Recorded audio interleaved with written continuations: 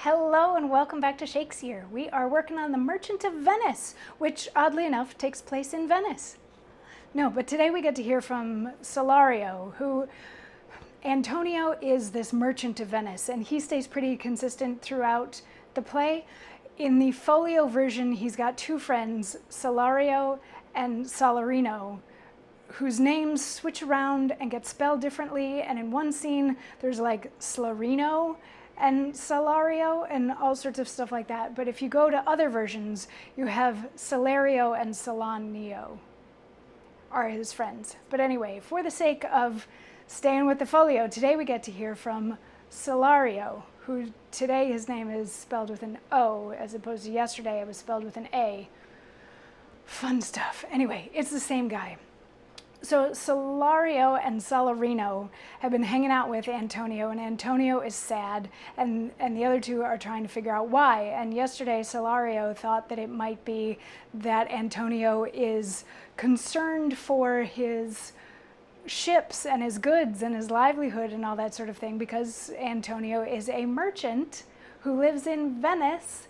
But Antonio was like, no, I've got ships everywhere in lots of different directions, so it's not like if one of them sinks, I'm totally out of it. And they're like, okay, well then that must mean that you're in love, because that could be the only other reason that you're sad. And Antonio's like, no, I'm not in love. And Salanio says, not in love neither. Then let us say you are sad because you are not merry.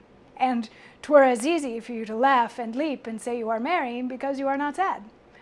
Now by two-headed Janus, nature hath framed strange fellows in her time, some that will evermore peep through their eyes and laugh like parrots at a bagpiper, another of such vinegar aspect that they'll not show their teeth in way of a smile, though Nestor swear the jest be laughable.